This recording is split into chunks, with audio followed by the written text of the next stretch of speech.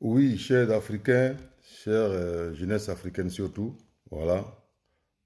Je suis le président Koutiro, voilà. C'est lui-là même qui éveille la conscience des uns et des autres.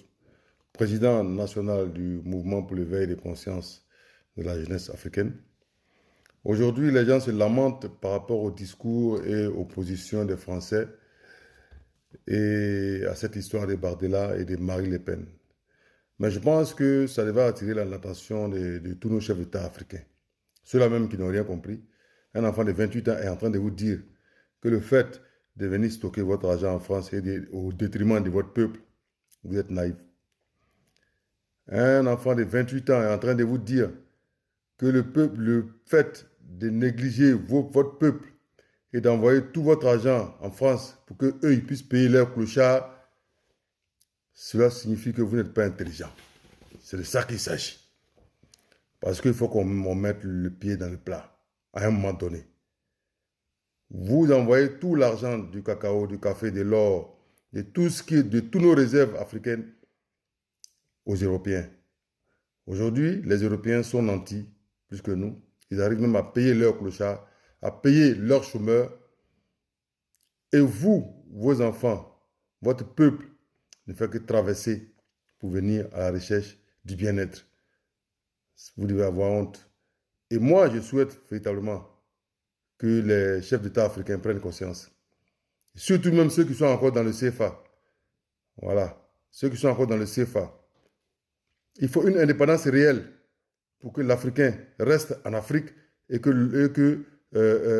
l'Occidental, ou bien je sais pas, le Blanc, ou bien l'Européen reste en Europe. Voilà. C'est par manque de bien-être que les gens sont obligés de traverser la Méditerranée pour venir ici. Pendant que vous-même, vous prenez leurs richesses, leurs biens pour envoyer ça à l'Occident, pour envoyer ça en Europe. Alors, chef d'État africain, il est temps de vous réveiller. Je pense que, normalement, moi, je le dis, je ne le soutiens pas, mais j'aurais voulu que Bardella même vienne à Matignon pour qu'on puisse voir véritablement comment va se comporter nos chefs d'État qui veulent mourir au pouvoir, nos chefs d'État africains. Voilà. Parce que j'ai comme l'impression que depuis des années, depuis plus de 60 ans, leur esprit n'est pas ouvert et leur conscience n'est pas encore éveillée. Alors, ces Africains-là, chefs d'État africains-là, sachez que si Bardella ou bien Marie Le Pen chassent les Africains de la France, ces mêmes jeunes qui sont venus apprendre la civilisation, ils retourneront dans leur pays et vous chasseront. C'est de ça qu'il s'agit. C'est de ça qu'il s'agit.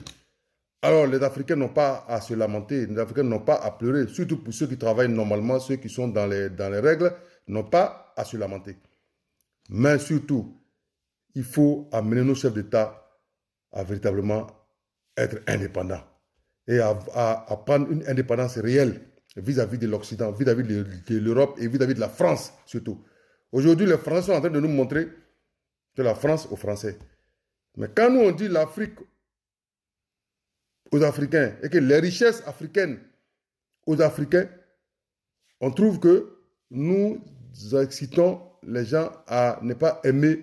C'est une révolte contre la France ou contre l'Europe. Mais non. C'est ce que Bardella fait ici, que les Kémy Séba et autres font aussi en Afrique. Donc, il faut l'accepter. Voilà, il faut l'accepter. C'est un combat. Chacun lutte pour sa souveraineté. La France lutte pour sa souveraineté et les Africains aussi luttent pour leur souveraineté.